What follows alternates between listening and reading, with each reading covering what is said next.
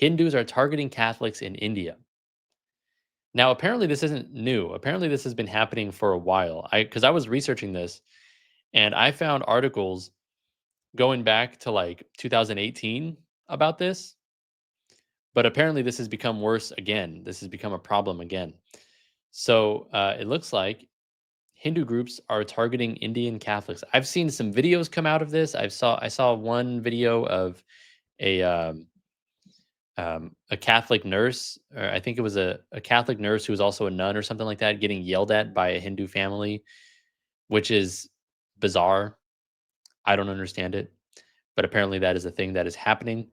Um, so I wanted to look into some stories regarding this. So this was an article posted just a couple of days ago. It's about how Hindu nationalists are forcing religious conversions. The Catholic Church has been maybe criticized for not evangelizing, quote unquote, enough. But actually, the Catholic Church does evangelize in other countries quite a bit, but it is just through missionary work like medical care, like providing housing, things like that. So they don't actually go and just try to like, let me go and just stand on a street corner in a different country and preach the gospel. They'll rather go to other countries, form hospitals, orphanages, old people homes, uh, things like that that actually help the community. And then through that, that is their evangelization method essentially. And that is, it looks like that's what's going on in India as well.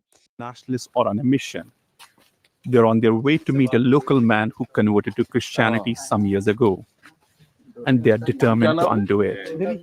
Why did you leave your Hindu faith to become a Christian? I was very sick. Christian missionaries came here and stayed for a few days to treat me. That's when I became a Christian. Duri Beti belongs to India's Adivasi community, many of whom live as Christians. They're a thorn in the eye of the Hindu nationalists. Duri tells us off camera that today's visit is not the first by right-wing Hindu groups. Wow. He says he has faced pressure for months to return to what they call his original faith. It's interesting. So this isn't the first time they've come to argue with this guy and try to pressure him to go back to Hinduism. That is so interesting because I don't think of Hinduism as a an evangelistic religion, but apparently it is. And I would want to know, what are the arguments? Why should I become a Hindu? I want to ask, I don't know, if I doubt any Hindus watch this, but I would be curious to know, what are the arguments? Like, why should I become a Hindu? Why? And maybe they would say, it doesn't really matter for you because you're not from India, you're not from a Hindu culture. So whatever, you can go and do whatever you want. But if Hinduism is true, then I would think that you would want everybody to be Hindu.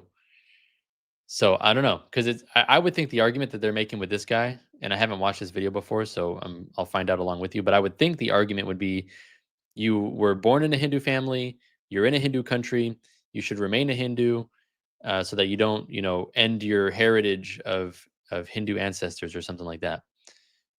But how do you evangelize to people who are already not Hindus? How would you convince somebody who's not a Hindu to become a Hindu? I'm curious what the arguments are for that. What's the evidence that Hinduism is true and things like that? I think they would get into reincarnation probably, but that's been debunked pretty thoroughly by even people who are sympathetic to Hinduism and reincarnation. There's been studies where a lot of claims of reincarnation, if not all of them, have been shown to be kind of imagined and put on a child. So I've covered that before, actually. So that's a whole other topic we could get into. But let's see what else these folks have to say about why this guy should leave Christianity and go back to Hinduism. We oppose conversion to Christianity. If people convert to Christianity, then in such a situation, our ancestral traditions, our gods and goddesses, our land will be ruined. And after our culture is destroyed, we won't be able to live in those conditions. It'll be ruined. I wonder if this is I'm guessing they think that it will be ruined because the gods will be upset.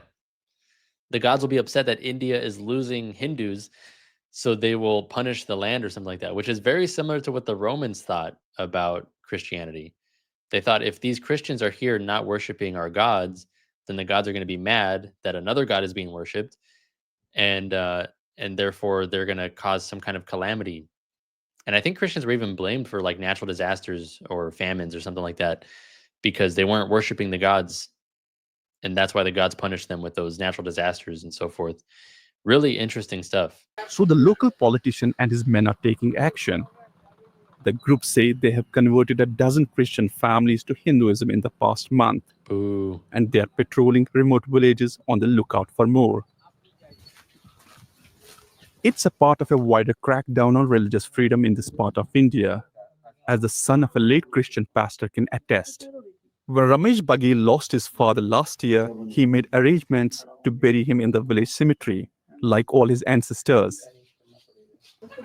But on that day, he says villagers and local authorities blocked the funeral. They Wow. even restrained him from burying his father on his privately owned land. Whoa. They're not even letting him bury his father on his own land? That is wild. That is ridiculous. Man, imagine a government official coming to your house and saying, "No, you're not going to perform your funeral because you're performing a Christian funeral and that's not allowed." Wow. I would be furious. Ramesh appealed to local authorities, and he even went to court. I beg you, please give me some place to bury my father. But it was to no avail. Today, Ramesh's father lies buried 25 kilometers away from his ancestral home. All of this is happening because of this campaign to make India a Hindu nation. Several Hindu priests have visited our state and openly urged our chief minister to close down churches here. Wow. They speak about it openly. That's crazy. They have like a Make India Hindu Again movement, the Miha movement, Make India Hindu Again. That's horrible. That is horrible. What is going on in India?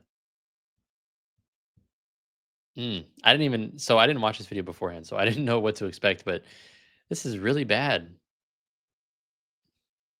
I don't know. I mean, yeah. We got to pray for India, everybody. It's clear that the BJP government always supports those who promote this kind of ideology.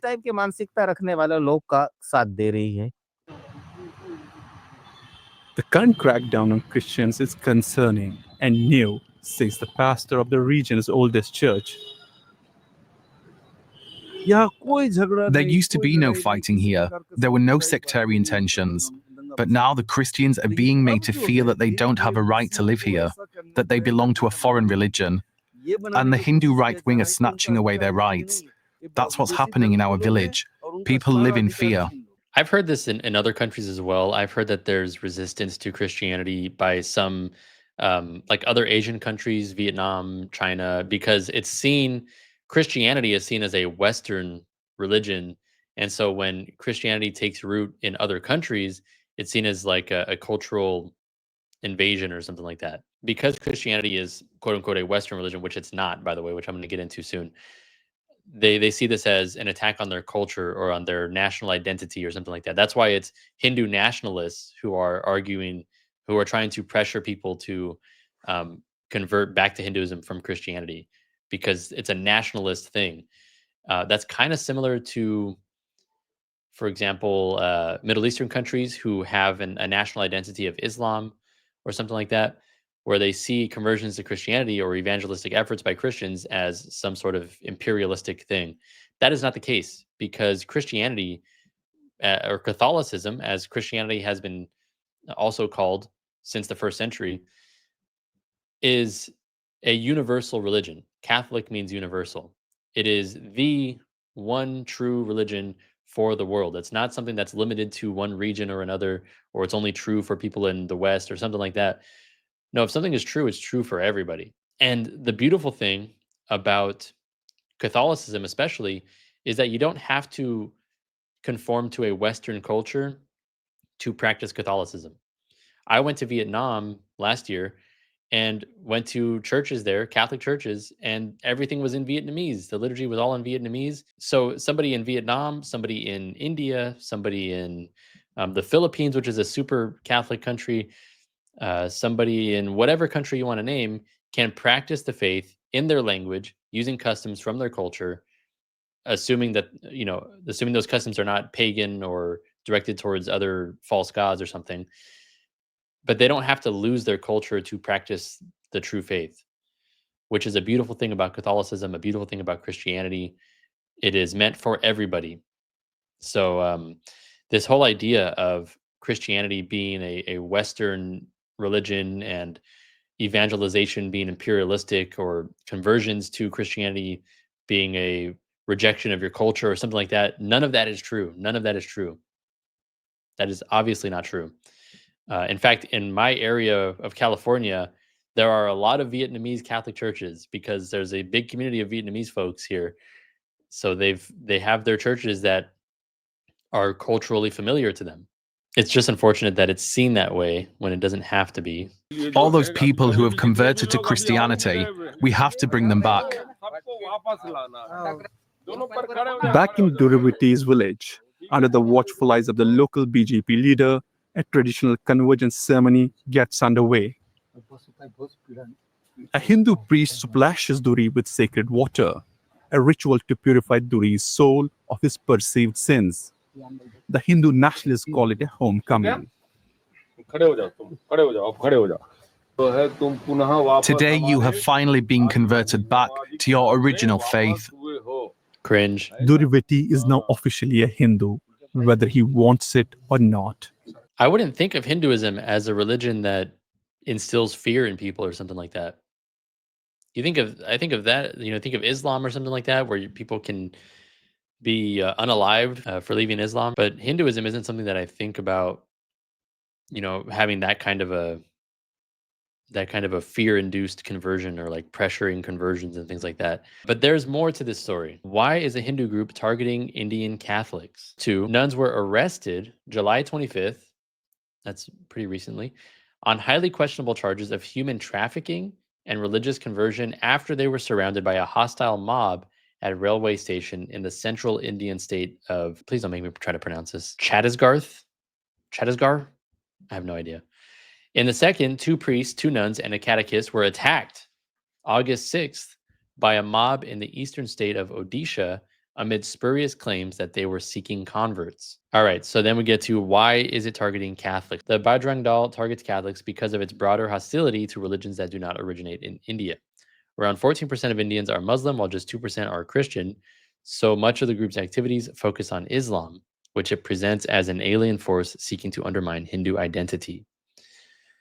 And, there's actually a strong case for that, because Islam, unlike Christianity, is very, very culturally focused, where if you're not Arabic, if you don't speak Arabic, if you don't read the Quran in Arabic, then you're kind of like, sure, you're a Muslim, but you're not seen as fully Muslim, or you're not getting the full Quran as much as you would if you knew Arabic. So that makes sense, because there's actually, like, you have to learn a new language. There's a whole new culture that comes along with Islam. Whereas with Christianity is genuinely a universal religion that can be practiced within the context of any culture. So they go on. But the Bajrang Dal is also suspicious of Christians, believing that missionaries are intent on destroying the fabric of Hindu society, luring converts through offers of money, education, and healthcare. Although Christians have lived in India since the 1st century AD, the Bajrang Dal links the minority to British rule, portraying Christianity as a Western cultural imposition. And that's exactly what I was talking about earlier, how Christianity is not a Western religion. Christianity existed in places like Africa, Asia, pretty much every continent very early on in the 1st and 2nd centuries. So it's not as though it originated in Europe or something. That's definitely not the case.